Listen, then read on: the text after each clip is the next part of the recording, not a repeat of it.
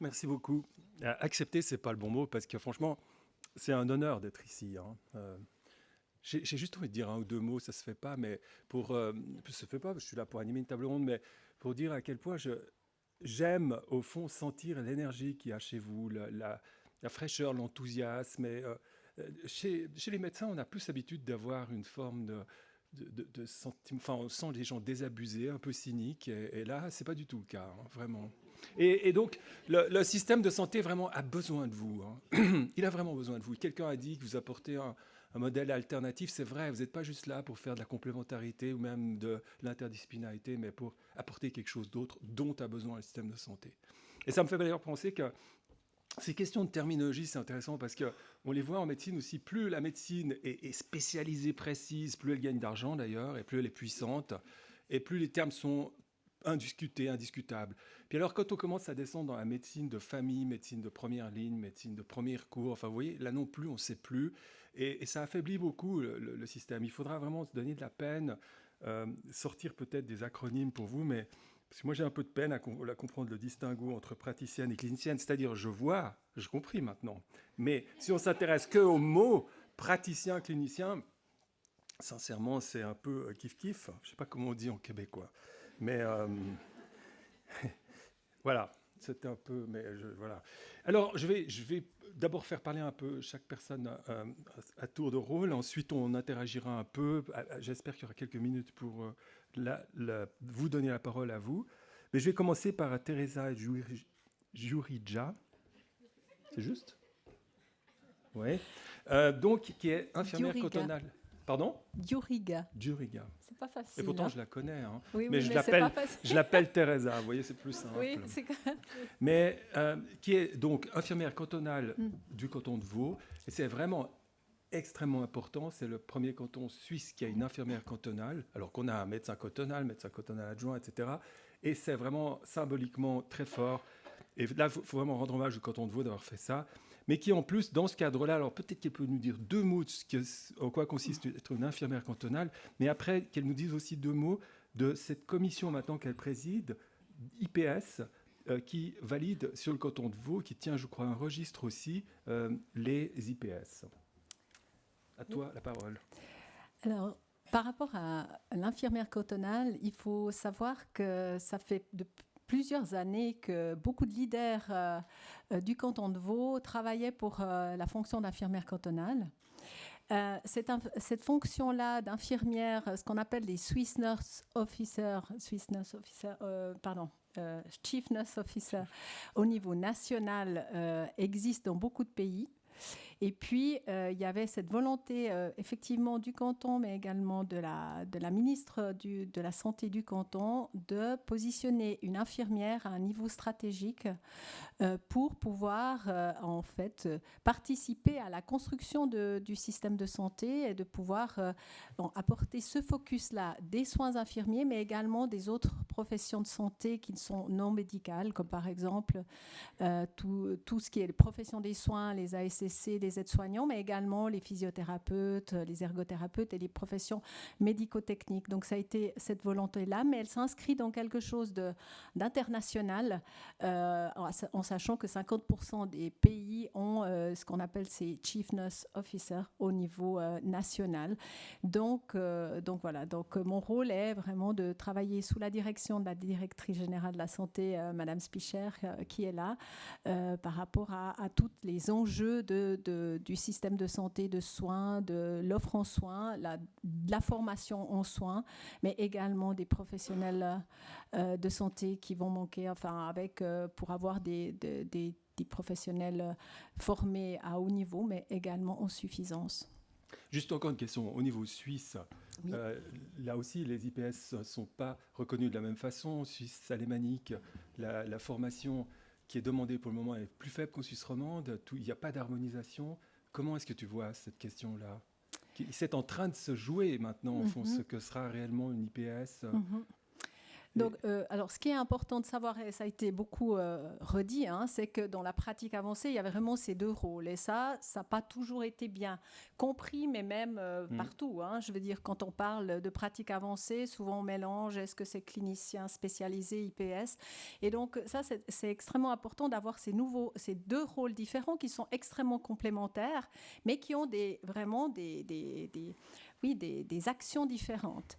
Et donc, le canton de Vaud, en étant précurseur et en s'appuyant sur les guidelines internationaux, a notamment mis le niveau élevé en termes de formation, mais surtout, puisque c'est le core business, sur quoi on veut, la sécurité des patients et la qualité des soins. Ce qu'on veut, c'est qu'on ait des infirmières qui puissent aller dans le champ médical, et c'est là qu'est la différence avec, par exemple, une ICLS, mais qui va dans le champ médical, mais tout en assurant un niveau de sécurité et de qualité des soins qui est extrêmement important. Donc, il fallait quand même, entre guillemets, on va dire ça, blinder les choses pour être sûr que ça soit le cas. Alors, effectivement, le canton de Vaud est le premier à avoir pu voter cette nouvelle loi qui est inscrite dans la loi vaudoise. Et d'autres cantons sont en réflexion. Effectivement, à ce niveau-là, il y a plusieurs initiatives.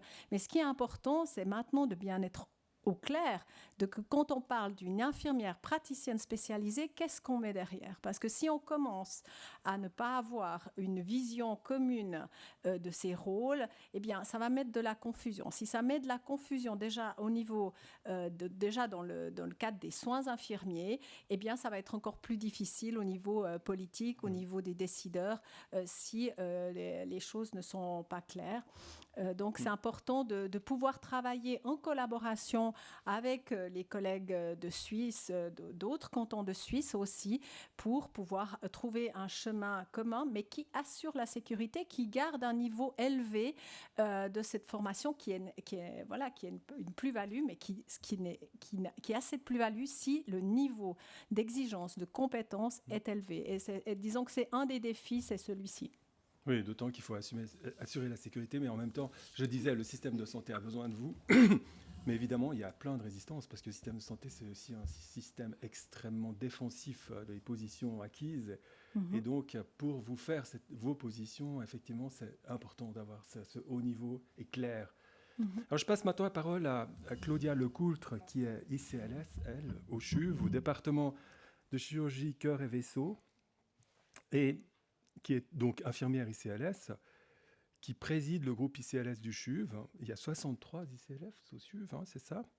Et pour un peu qu'elle nous dise quelle différence pour elle il y a entre les IPS et les ICLS. Comment est-ce qu'elle voit les compétences respectives et les besoins en ICLS qu'il y a au CHUV.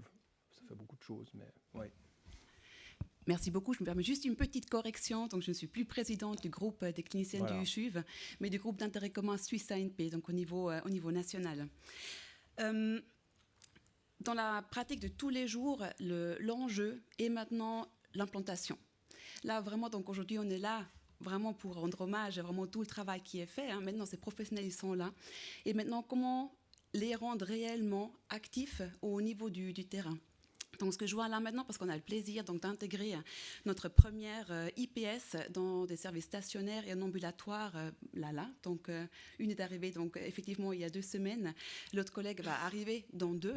Et puis, nous avons déjà 6 ICLS qui sont déjà bien implantés dans nos services. Donc, la complémentarité, elle est évidente. Elle est vraiment basée sur l'évaluation clinique, ce côté d'excellence de soins qu'on peut offrir, qu'on doit offrir aux patients, mais aussi à nos collaborateurs. Donc, l'enjeu est de le faire vraiment comme une horloge, que l'orage prenne bien, et puis que la clinicienne puisse effectivement travailler sur le système qui est vraiment maintenant, qui doit répondre aux défis qui sont déjà bien ici. Mais la plus-value claire, c'est avec des objectifs qui sont communs, mais aussi très bien propres à chaque professionnel. Regardez comment vraiment elles puissent développer leurs compétences dans des meilleures conditions. Et puis là, la plus-value qu'on aura, on va la tester tout bientôt. Hein, mais je suis convaincue que ça va être extraordinaire.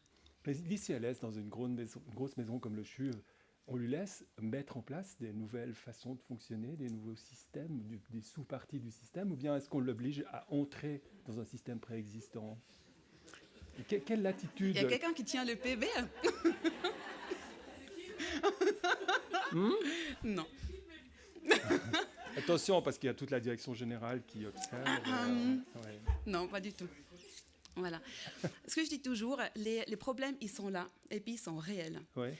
Là, maintenant, il y a vraiment, donc, bon, comme n'importe quel professionnel et tout, donc il faut, on commence avec une formation. Après, c'est l'expérience, et puis c'est aussi la personnalité de chaque personne qui reste quand même importante.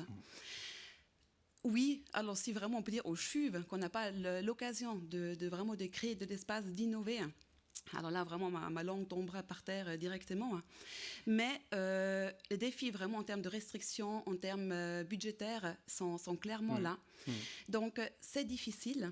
Mais ce que j'essaie vraiment de dire aussi avec mes collègues qui sont plutôt occupés vraiment du côté managérial, si on ferme complètement cette voie du développement clinique, c'est impossible. Ouais. L'argent ne tombe pas du ciel, mais par contre, une idée, elle peut germer autour d'un verre, en dormant, voilà, sans que ça coûte grand-chose. Et puis cette place-là, en tout cas, je crois fortement que oui, c'est possible. Et cette forme d'autonomie aussi dans l'organisation qui passe par les ICLS ou qui pourrait s'implémenter dans les équipes, c'est aussi un peu une première réponse à la souffrance soignante, l'épuisement soignant enfin, je change un peu de registre là, mais vous pensez quoi de ça? C'est important d'avoir une autonomie quand même, vous les infirmières, les soignantes, et que ce soit... C'est pas très clair ce que je dis? Je vous laisse juste finir. Non, j'arrête là, mais c'est vraiment important parce que vous savez comment les infirmières fonctionnent, c'est pas le bon mot, comment elles soignent et pourquoi elles peuvent souffrir de ne pas arriver à soigner comme elles soignent et comment faire mieux pour les patients, mais aussi pour elles, pour le système. Est-ce que c'est pas clair ce que je dis ou... Si, mais pour moi, il y a comme deux choses. Vraiment, le fait, donc vraiment la souffrance en soi, effectivement, je veux dire vraiment que vous voyez ici, dans les IPS, ils sont bien clairement décrits, ils ont des consultations plus longues. Plus longues, pourquoi? C'est quoi en fait? Parce que vraiment le 7, l'évaluation clinique, de rediscuter des traitements et tout, ça fait partie vraiment, entre guillemets, de l'acquis qui fait aussi vraiment le corps médical. Donc le plus... est justement le côté plus doré, plus voilà, vraiment approfondi, où on va chercher justement ce contact. Et puis c'est clair que je parle avec mes amis IPS, et puis même eux, c'est vrai qu'ils expriment aussi, parce que tout d'un coup, il y a un médecin assistant qui est malade, et puis du coup, la première chose qui est sucrée, c'est le quart d'heure de plus avec leur patient. Ouais. Et puis ça crée de la frustration. Donc ça on peut se reporter aussi, que j'ai parlé encore ce matin avec une infirmière chef de service, où on a parlé de l'évaluation clinique, de l'implémentation de ce projet-là. Et puis après, donc c'est implanté, mais comment est-ce qu'on le pérennise, par exemple? Donc on forme des gens avec des casses en évaluation clinique, tout d'un coup, ils sont le terrain, voilà, bam, il manque 3 personnes. Cette personne-là, au lieu d'être vraiment soit en accompagnement ou hors soins, voilà, elle est donc nouveau mise dans la dotation du jour. Et puis là, il y a aussi de la frustration. Donc c'est vrai que c'est un défi de taille, mais en tout cas la conclusion de cette discussion autour d'un café était, il faut continuer à la planifier. Parce qu'on préfère créer de la frustration que de pas baser en fait sur ce travail qui est réalisé. Ouais. Et puis on sait que c'est une période qui est compliquée, qui va être longtemps encore compliquée, mais pour ça, on va comme pas renier à ce que nous savons faire. Merci beaucoup. J'en profite pour excuser, il devait y avoir une participante de plus à cette table ronde, Marie-Laure Jacot-Peugeot, mais qui a un empêchement de dernière minute et donc qui devait venir de l'hôpital, du réseau de Neuchâtelois, du réseau hospitalier neuchâtelois. Je passe la parole à David Gachou, qui est médecin au CHUV, interniste, et qui enseigne à l'UFRS. Donc, à part ça, il a quand même un point de vue un petit peu biaisé. On aurait pu prendre un plus désagréable. J'aurais pu vous en trouver, si on m'avait demandé. Mais malgré tout, il a le point de vue du médecin. Et c'est intéressant de savoir ce que lui pense de ces deux rôles d'infirmière en soins spécialisés.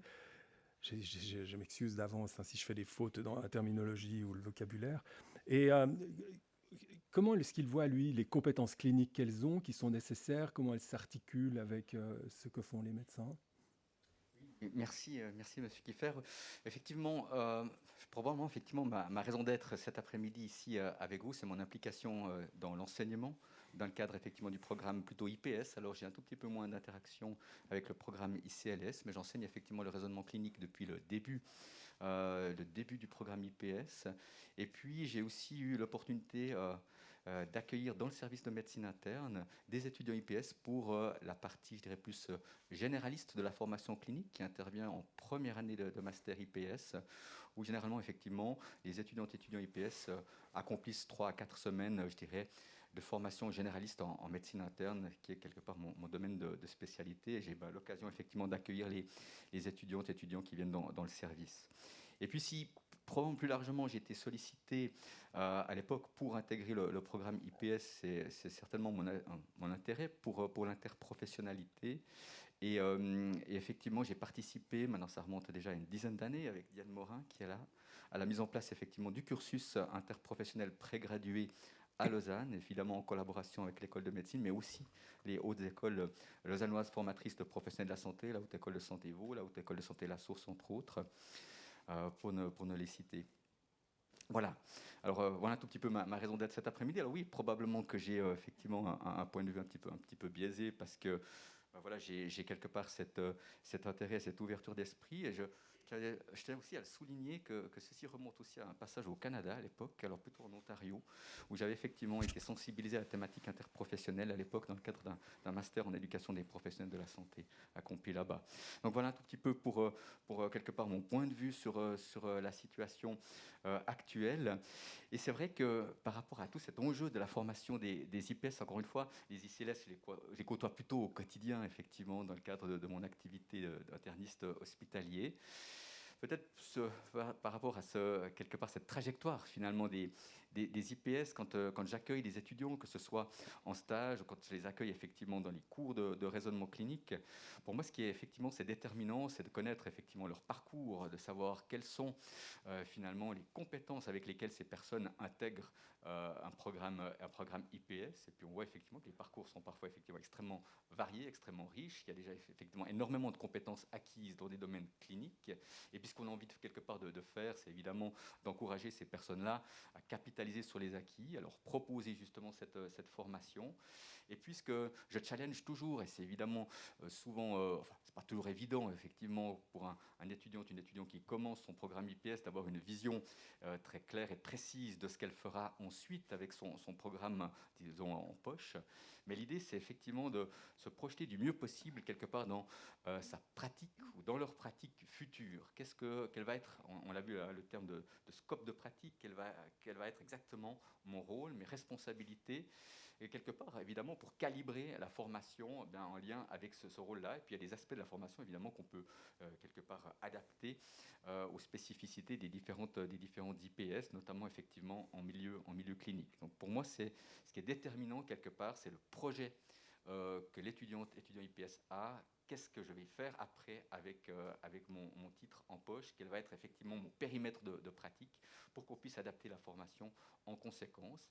Et puis on voit qu'il y a évidemment des aspects très, très innovants, puisqu'on voit que des rôles, hein, on a vu d'ailleurs dans le film de lancement qu'il y avait quelque part effectivement des rôles qu'on n'avait peut-être pas imaginés, et puis on voit que ça marche, que ça fonctionne, et puis je pense qu'il faut savoir être à ce niveau-là innovant et créatif, et puis on voit effectivement comment on peut s'intégrer un paysage, comment on peut effectivement intégrer un paysage de professionnels de la santé et apporter un profil spécifique.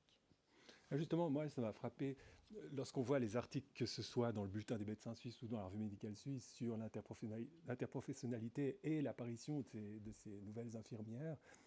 À quel point les médecins, après quand je discute avec eux, parce qu'on a aussi eu des rencontres, on a nous-mêmes fait des colloques, ont de la peine à comprendre cet aspect innovant, tout à fait innovant, dans des systèmes qui ont besoin d'innovation, parce qu'ils sont un peu sclérosés, ils ne répondent plus aux besoins, alors que les médecins, au fond, sont juste en train de se demander comment faire un petit peu de place à d'autres, parce que de toute façon, on est débordés, pour faire des espèces de sous-médecins. Mais par contre, ces tâches vraiment différentes, innovantes, mais il s'agit évidemment déjà de les montrer, de les faire valoir. Mais qu'est-ce qu'on peut faire pour que du côté des médecins, il y ait une meilleure compréhension de ça? Comment est-ce que vous voyez ça? C'est une bonne question, hein. C'est vrai que je réfléchis un tout petit peu. Alors, je pense qu'il faut pouvoir essayer effectivement d'identifier là où sont des besoins non couverts actuellement Ouais. ou insuffisamment Ouais. couverts, et puis essayer de voir effectivement comment est-ce qu'on peut intervenir, compléter, complémenter ou quelque part simplement suppléer à ce qui n'est plus ce qui n'est pas ou plus disponible, disons. Je pense que ça vaut la peine aussi probablement de collaborer avec des médecins qui ont déjà effectivement une ouverture d'esprit, qui ont eux-mêmes des idées. On entendait Patrick Bodenman aussi en introduction, qui est extrêmement engagé aussi dans toutes les perspectives effectivement de soins aux populations vulnérables, de réfléchir effectivement avec lui quels pourraient être effectivement des rôles nouveaux, de réfléchir avec les praticiens qui sont en cabinet. Tiens, mais en quoi êtes-vous frustré peut-être par rapport à votre pratique aujourd'hui? Qu'est-ce qu'on pourrait faire? Comment est-ce qu'on pourrait intégrer une IPS dans votre cabinet? Il y a des modèles effectivement qui sont en cours d'élaboration, notamment du côté d'Unisanté. Donc je pense que les choses bougent et bougent dans la bonne direction. Il faut savoir, je vais rester peut-être à cette perspective d'innovation et de créativité. Merci beaucoup. Alors, je vais passer la parole à Patrick Teixeira Machado,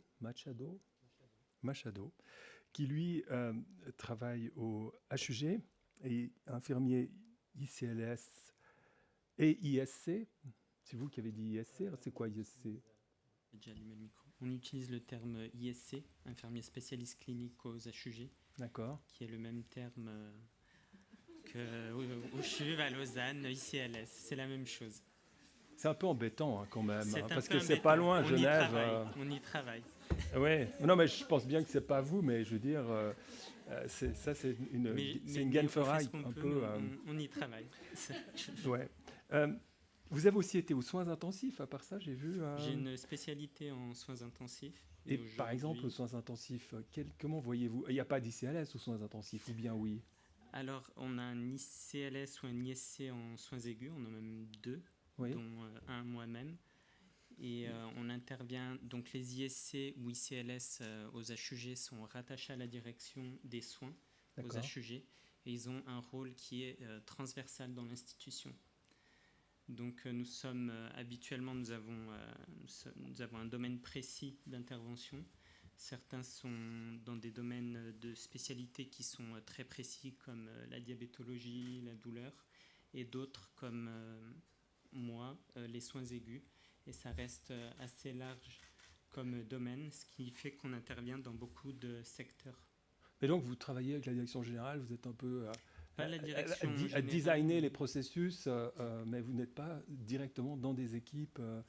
Alors, on a une multitude de compétences qu'on a acquis aussi dans le cadre grâce au master que j'ai terminé l'année passée. Et c'est vrai qu'on mobilise l'ensemble des compétences, dont la pratique. On maintient une pratique clinique directe auprès des patients, une pratique clinique aussi auprès des collaborateurs, qui nous permet de mobiliser nos compétences de consultation, dans le développement des soins, un leadership, et puis d'intervenir en collaboration avec plusieurs partenaires. Et au HUG, quelles sont les perspectives de développement de ces infirmières? Ça se discute actuellement à la direction générale, ça va augmenter avec quelle rapidité, enfin, et comment on va les utiliser, ces infirmières? Alors c'est une très bonne question. Nous venons de terminer un travail qui justement visait à redéfinir les profils et revoir comment intégrer ces rôles au sein de l'institution.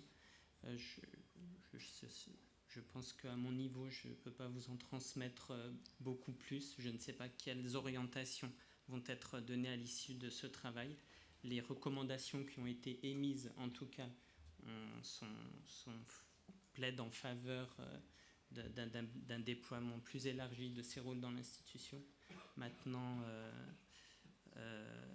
on verra ce que ça va donner. Et puis au niveau formation, Genève, le but c'est d'aller prendre des infirmières dans le canton de Vaud Alors ça se fait certainement, ouais. Je pense. Mais elles seront bien formées. Il faut continuer de les former. Ouais. Et ce qui se fait aussi à l'heure actuelle, c'est que l'institution, il y a un projet qui est celui de l'académisation des soins, mais il y a, depuis un certain temps, l'institution finance des collaborateurs dont j'en ai fait partie pour se former à Lausanne au master. D'accord. Et aussi au doctorat d'ailleurs. D'accord, il n'y a pas d'autres projets actuellement à Genève, quoi. Non, bon, je vous embête un peu. Je vous embête un peu. Diane de Canel, maintenant. Vous êtes, IPS au CHUV, aux urgences pédiatriques de l'hôpital de l'enfance. Vous serez bientôt dans cette espèce de grande machine, là. Je ne sais pas quand ça se réjouit de voir, mais ça va être grand. Hein. Et aussi, vous êtes délégué à l'ASI, l'Association suisse des infirmières, hein, du canton de Vaud. Alors, peut-être d'abord votre expérience d'IPS au CHUV, et particulièrement en pédiatrie, soins intensifs. Comment est-ce que ça se passe? Quel est votre rôle? Donc moi, j'ai terminé en mai de cette année. Ça fait pas longtemps que je suis IPS. Je travaille aux urgences pédiatriques de l'hôpital de l'enfance. Et puis finalement, l'implantation de mon rôle c'est quand même très bien passé parce qu'elle a été très bien préparée. Par qui? Par nous, en fait. On a fait un groupe de travail où on se rencontrait régulièrement avec toutes les personnes qui allaient être impliquées en fait, dans ce projet. Okay. Et nous, les IPS, on arrivait à faire des liens entre l'université, les apports théoriques, les apports pratiques, et puis vraiment concrètement ce qu'on allait pouvoir développer en tant qu'IPS après. Donc ça nous a beaucoup aidé pour implanter le rôle, c'est d'avoir ces personnes et puis de connaître déjà notre lieu de travail. Parce qu'actuellement, il y a aussi d'autres IPS qui n'ont pas forcément un poste prévu, et ça c'est beaucoup plus complexe, je pense, pour développer leur rôle.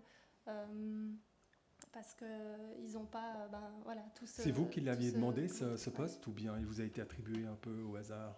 Alors, pour tous les IPS, quand on s'inscrit dans la formation, il faut avoir une expérience professionnelle. Donc, j'étais déjà rattachée à mon service. Et puis, dans ce service en particulier, on avait une consultation infirmière qui avait été développée depuis 2013 avec des infirmières qui travaillaient en délégation médicale.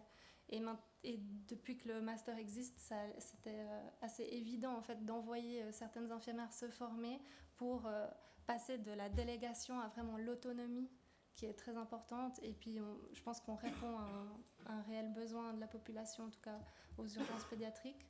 Et pour développer ce rôle, on a utilisé plusieurs cadres conceptuels, dont le cadre PEPA, qui est le cadre qui permet d'implanter un rôle de pratique avancée, qui part en fait des besoins de la population, qui analyse en fait tout le milieu, les barrières, les facilitateurs, et puis qui arrive à avoir un début de rôle qu'on peut réévaluer et puis modifier.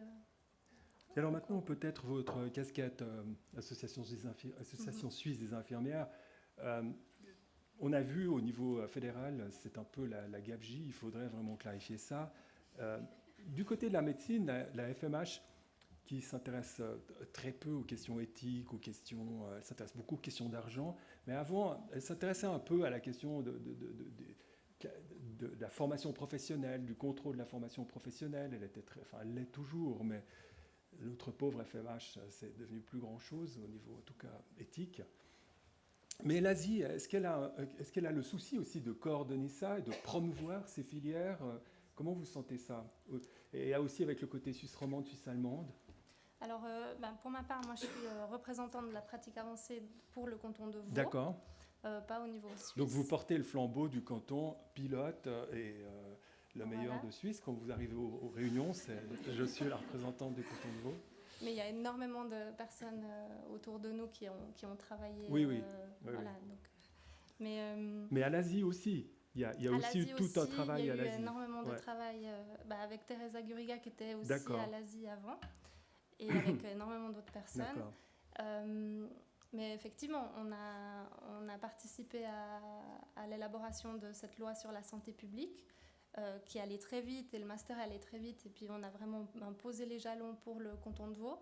Mais maintenant, au niveau suisse, il faut que ça suive, parce que concrètement, dans ma pratique, moi j'ai la loi de la santé publique qui m'autorise à diagnostiquer, prescrire et facturer. Mais pour la prescription et la facturation, ça relève de la LAMAL qui est au niveau fédéral. Et puis, on n'est pas là. Pour changer la LAMAL, on sait que c'est un énorme travail qui va encore prendre des années et des années.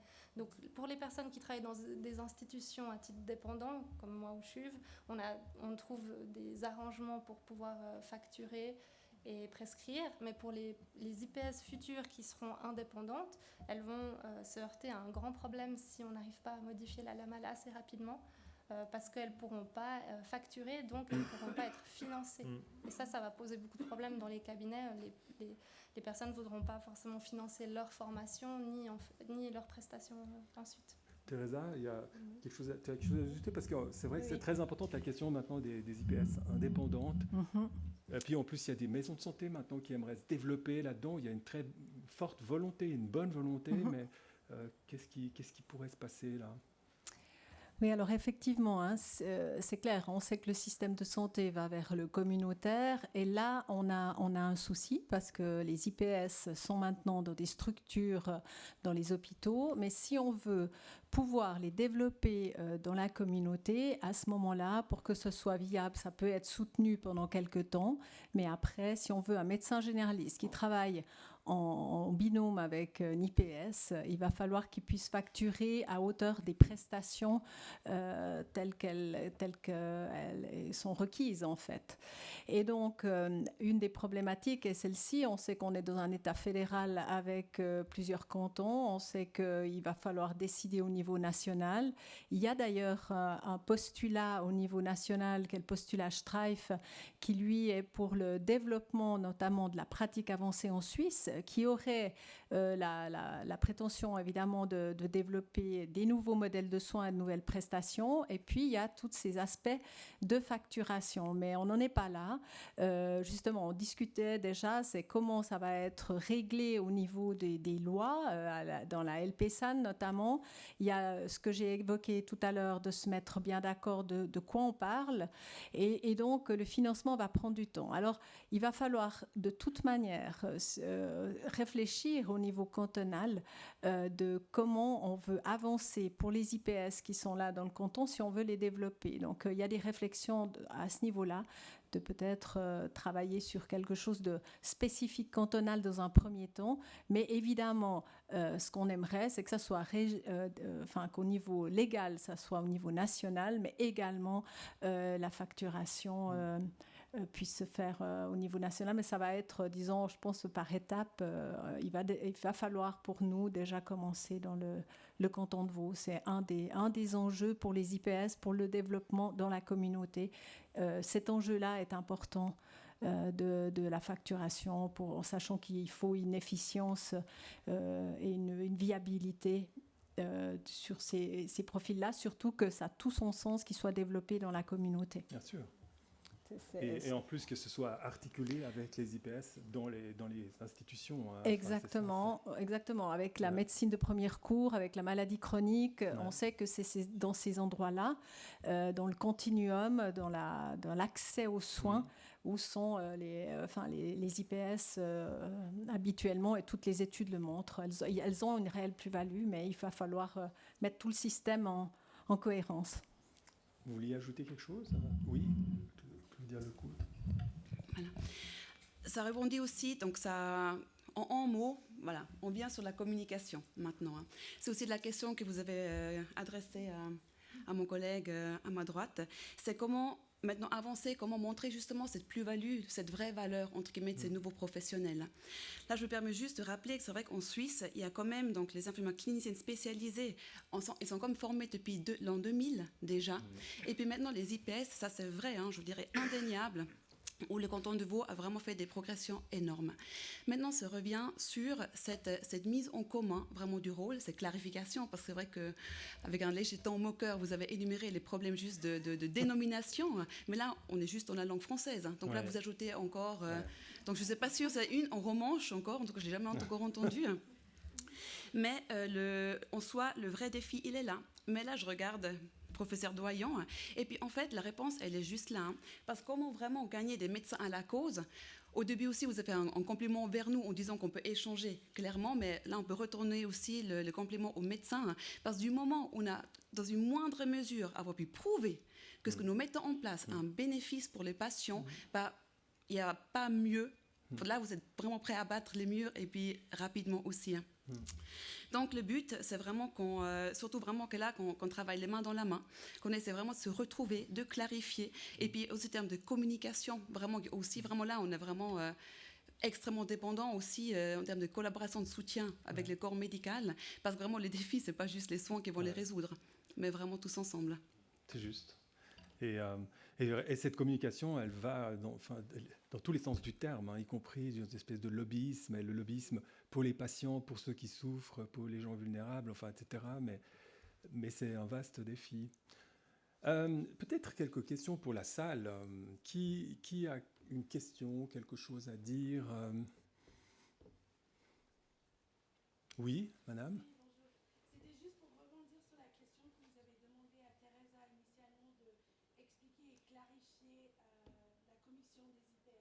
Ok, ouais. Oui, c'est juste, ouais. Alors, voilà.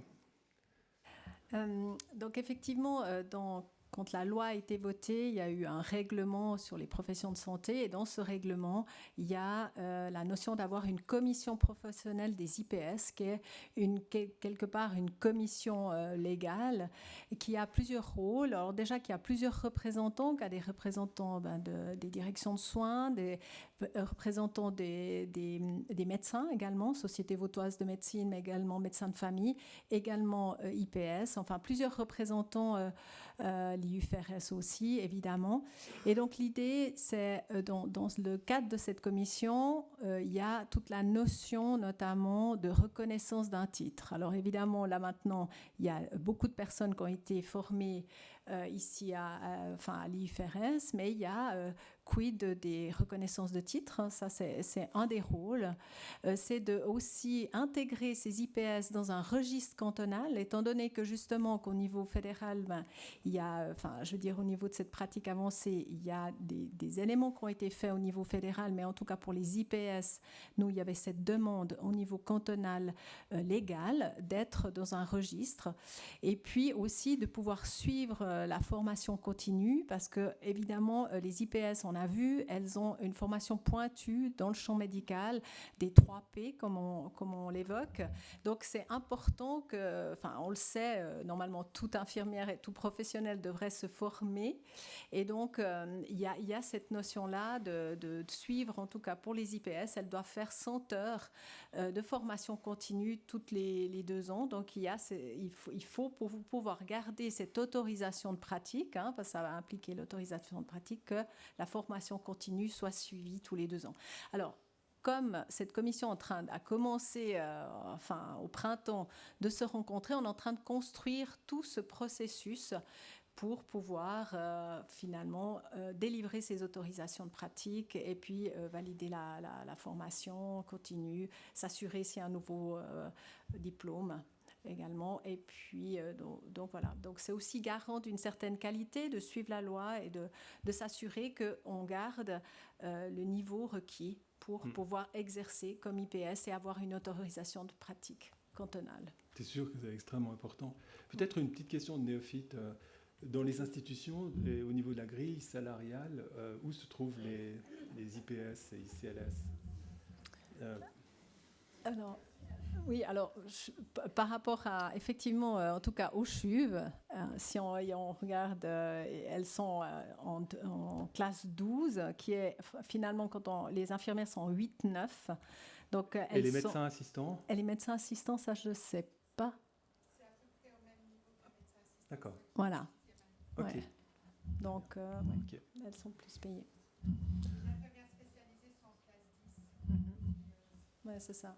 Les infirmières cliniciennes spécialisées sont en 10 et en 11. Ah oui, il y a un petit distinguo là aussi. Hein. C'est le niveau de... Et à la formation, je pense. Une autre question dans la salle?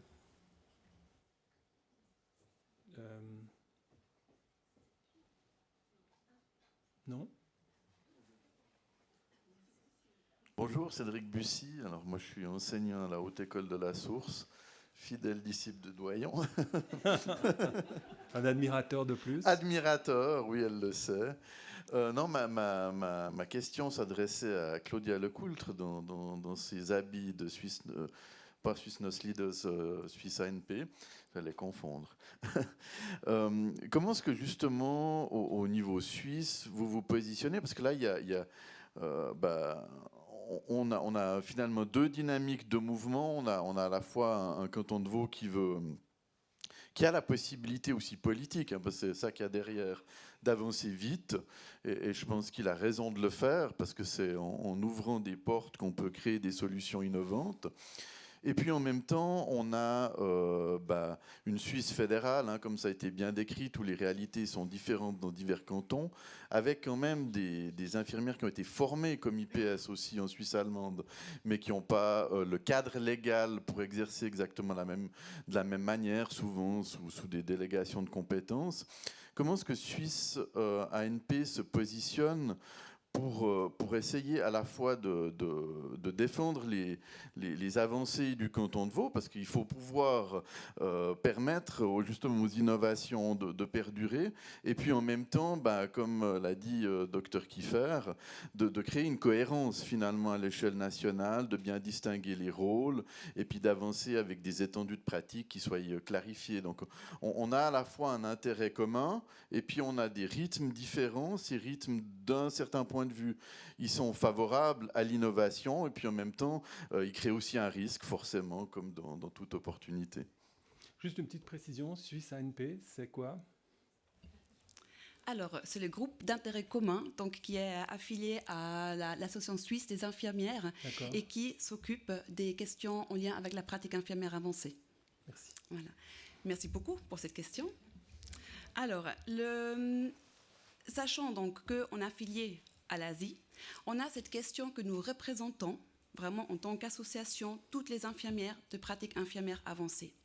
C'est-à-dire qu'au sein même de notre comité, on a des infirmières qui ont, je pense, vraiment réalisé leur formation dans toutes les écoles, universités, qui sont pour l'instant accréditées à les former. Et puis du coup, donc on fait un peu commun. C'est-à-dire, donc je ne vais pas faire jouer la carte de la neutralité suisse, mais on y est encore là. Mais surtout, vraiment, ce qu'on rencontre maintenant, c'est le travail qui reste encore à faire. Parce que c'est vrai que donc on a d'un côté des Ferrari, on a d'un côté des coccinelles, et puis mais voilà, on est une Suisse, on a des besoins, des défis qui sont suisses, mais on a aussi un Röstigraben suisse. Donc voilà, donc en fait on a vraiment une situation avec plein d'éléments où on doit avancer, mais en laissant personne sur le pas de côté. Et puis comme je le reviens, et puis vraiment ce qu'on ressent vraiment dans tous les échanges, qui vraiment à l'heure actuelle doivent des fois être un peu diplomatiques, c'est que l'essentiel, elle doit être concentrée sur la qualité de soins. Donc c'est vrai que, donc voilà, vraiment à ces différents niveaux, on avance. Le travail de clarification des rôles, vraiment de reconnaissance aussi. On peut aussi vraiment faire le lien qu'effectivement, donc ce niveau master n'est pas représenté dans la loi sur les professions de la santé. Enfin bref, il y a vraiment plein de niveaux sur lesquels nous devons travailler, mais le plus important, et puis ça vraiment je vois dans les discussions tous les jours, c'est que notre activité de patient au centre et au centre de tout le monde, mais comme elle a été très bien Teresa aussi, maintenant c'est vraiment à nous aussi de veiller à ce que le niveau soit vraiment le plus exigeant possible.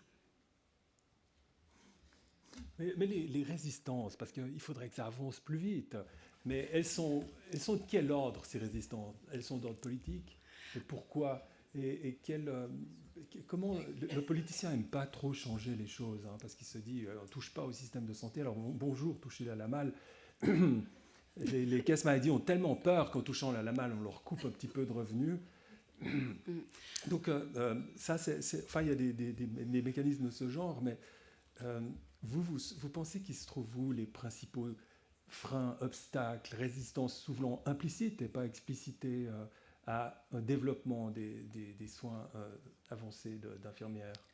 Alors là, comme l'a déjà dit Teresa, mais aussi professeur Dwyer, avant dans sa présentation, je veux dire vraiment dans les piliers même de l'innovation ou autre, à me donner, il y a comme la question du prix. En tout cas, vraiment, en termes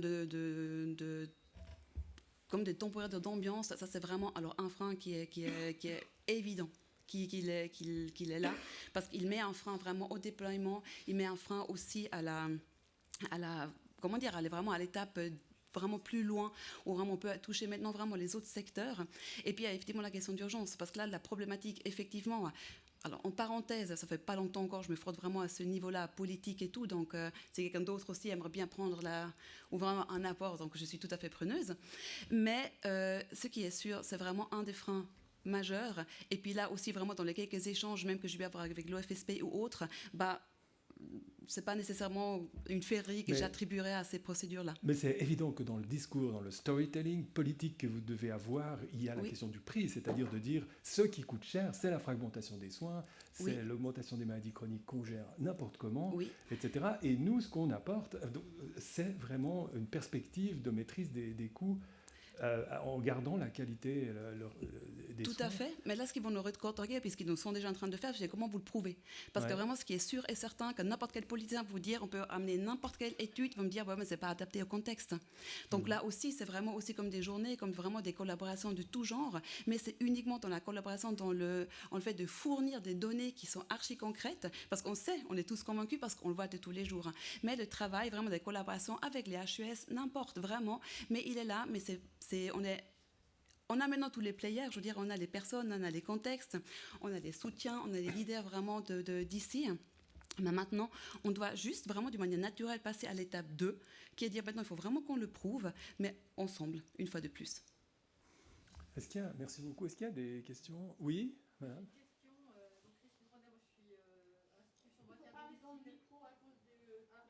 Ouais.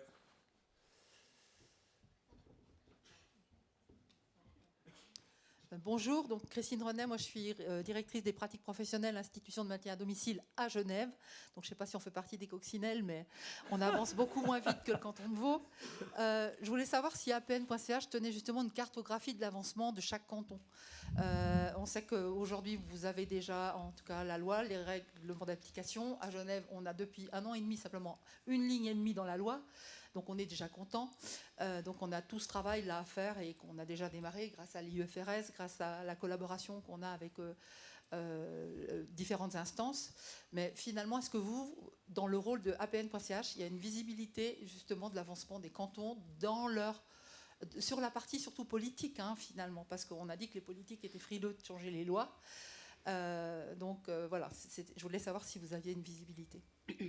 Si vous permettez que je mette juste une petite correction, parce que voilà, on est en Suisse, donc il n'y a rien qui est nécessairement facile. Vous avez Ligue suisse ANP, affiliée à l'Asie, et APN.ch, c'est vraiment un autre organe qui est dédié à la réglementation. Donc, ça c'est juste pour clarifier. Maintenant, cette question de la cartographie, c'est une question qui fait d'ailleurs partie de notre objectif sur 5 ans maintenant, parce que pour l'instant, on n'a pas nécessairement vraiment mis en place un organe de suivi, un organe vraiment en termes d'avancement au niveau cantonal, mais même pas encore réellement vraiment quelle est un peu la répartition des infirmières de pratique avancée et autres. Là, donc j'espère que tous les infirmières de pratique avancée, ils ont répondu au questionnaire de l'ASE et APN.ch qui vient d'être lancé il y a quelques mois, parce qu'on espère vraiment justement toutes ces données aussi pour pouvoir amener plus de clarté. Donc malheureusement pour l'instant, c'est non.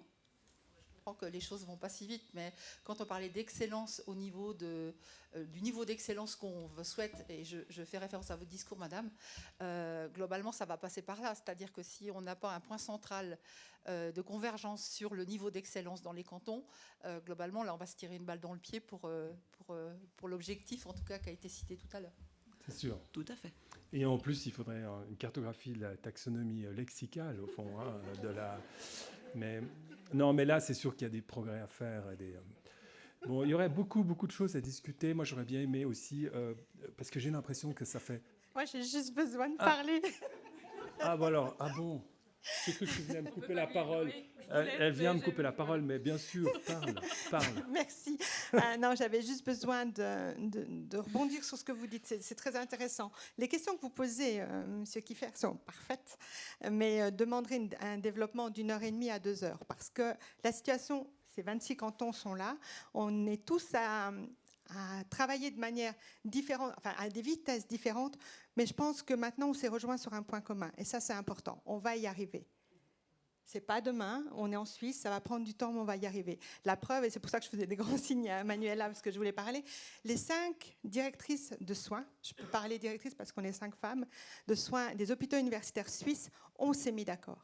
Et je peux vous dire que c'est un gros travail, parce qu'il y en a 3 en Suisse allemande et 2 en Suisse romande, et puis on n'était pas du tout alignés il y a encore de ça 3 ans. Donc là, on s'est mis d'accord sur qu'est-ce que c'est qu'une IPS, et qui s'appelle à peu près la même chose, enfin IPS ou Nurse Practitioner, et puis on s'est mis d'accord sur le niveau d'études et à peu près ce qu'elle veut faire. Donc là, on va avoir des tables rondes, on va discuter maintenant de ça, on va le faire savoir en novembre. Je regarde beaucoup Manuela parce qu'ils nous ont aidés, parce que aussi, on a demandé et à Madame Sabina de Guest de l'Institut de Bâle et à Manuela Escher de venir avec nous pour bien montrer sur quoi étaient basés tous ces principes de développement et ce qu'on avait besoin dans nos systèmes de santé cantonales, mais aussi fédérales. Et je pense que là, c'est des grandes avancées. On discute maintenant, enfin la semaine dernière, il y a eu des discussions avec les HES, parce que oui, il y a un Rösti-Graben, mais parce qu'il y a une culture différente des deux côtés qui n'avance pas au même niveau, mais on va se rejoindre aussi là. Les femmes travaillaient différemment du côté de Suisse alémanique que Suisse romande. On est peut-être plus impacté par l'Europe et elles plus par des pays comme l'Allemagne ou l'Autriche, mais on arrive avec des vitesses différentes. Donc dans 5 à 7 ans, le but c'est qu'on soit tous alignés. Et ça, c'est important. On a des difficultés avec Genève sur les appellations. Moi, ça me fait sourire parce que je suis spécialiste clinique, je suis clinicienne spécialisée, je suis directrice des soins. J'ai fait toutes ces formations-là. C'est des historiques. À un moment donné, il faut lâcher l'historique pour passer à quelque chose de cohérent. Et nous, on est d'accord. À un moment donné, on a choisi le CHUV ICLS parce que ICS, qui est la nomination internationale, ben nous, on l'avait déjà pour nos infirmiers chefs de service et ça faisait confusion dans l'établissement. Donc, c'est pour ça qu'on a rajouté le L. Puis c'était IC majuscule, L minuscule, S majuscule. Voilà, ça c'était au départ comme ça, puis voilà, on avance. On peut laisser à un moment donné tomber le L pour pouvoir avoir une même nomination, mais il faut qu'on se mette d'accord, et c'est un principe important pour être compris des autres professionnels. Et si on ne se met pas d'accord là-dessus, ben, ce serait dommage parce qu'on va prendre juste 1 ou 2 ans de plus. Voilà, bon, je m'arrête là. Merci, hein, mais je suis désolé si j'étais un peu négatif. Hein, c'était un peu pour. Mais ce que je voulais dire à part ça, c'est encore que moi j'ai l'impression que cette aventure-là, elle joue un grand rôle pour faire rayonner l'image des infirmières en général. Et bravo pour ça, parce que c'est très important. Hein, ça, on parle des infirmières et ça monte leur visibilité et la valeur qu'elles ont, qui ne va faire que croître. Et ça, j'en suis absolument persuadé. Voilà, je finis. On doit encore passer la parole à la présidente de l'ASI qui est avec nous, Sophie Lay. On peut pas, je crois. Oui, volontiers. Voilà. Vous avez 2 minutes, je ne sais pas, c'est à quel côté, mais bien volontiers. 2 minutes et demie. 2 minutes, mais je pense que c'est important parce que les collègues qui sont interrogés du niveau suisse et qui sont plutôt sur des points de vue cantonaux, c'est parfois compliqué. Ce que je souhaite dire, c'est que l'Asie, elle a pris l'avance pour réglementer ce qui est la pratique et en tout cas le niveau d'exigence pour porter le titre d'une infirmière de pratique avancée.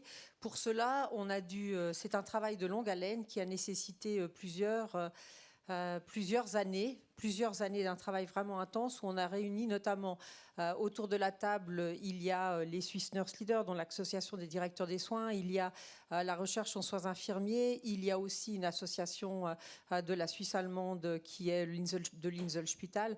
Mais du coup, on a réussi à avoir un consensus suisse sur ce qui est comment porter le titre d'infirmière de pratique avancée. Et ça, c'était déjà un grand pas en avant. Maintenant, on assure la réglementation de cela au niveau suisse. On est en train de faire un monitoring, comme l'a dit Madame Lecoultre. Et ce que je pense qui est important, c'est qu'on a convoqué les différents partenaires sur ce qui est aussi de la pratique spécialisée et des différents titres qui sont portés en Suisse, avec des formations qui vont derrière, qui sont extrêmement différentes, parce que ça, il faut aussi le savoir, le niveau d'exigence ou le niveau le niveau très haute compétence, il n'est pas partout la même chose en Suisse derrière les titres professionnels. Et du coup, l'Asie, on s'est mis en avant, on va rencontrer tous les partenaires qui sont significatifs au niveau suisse, tant les hôpitaux universitaires que les HES, que les universités, quelles qu'elles soient, que les écoles, les hautes les autres hautes écoles, écoles professionnelles de TPS, du tertiaire B. Mais du coup, on a mis tout le monde autour de la table pour discuter de qu'est-ce qui étaient les enjeux maintenant et qu'est-ce qui était attendu, parce qu'on va devoir effectivement avoir une position qui est unifiée au niveau suisse. Et ça, mais c'est un immense enjeu et franchement, on a tellement de dossiers ouverts au niveau des soins infirmiers en ce moment en Suisse qu'il faut être extrêmement attentif à qu'est-ce qui doit être joué dans quel terrain pour pas en fait qu'on perde tous les acquis qu'on est en train d'avoir aujourd'hui. Donc ça, c'est aussi vraiment important. Et ce qu'on doit être important, c'est de travailler tous ensemble parce que c'est comme ça qu'on pourra développer une et une seule posture infirmière indépendamment de d'à quel niveau elle est. Mais en tout cas, ce qu'on doit viser, c'est d'amener un plus haut niveau de compétences dans les soins et le plus haut niveau pour assurer la qualité et la sécurité des soins. C'est ça qui est bon. Merci beaucoup. On voit l'énorme travail que vous faites, c'est remarquable. Merci. Merci.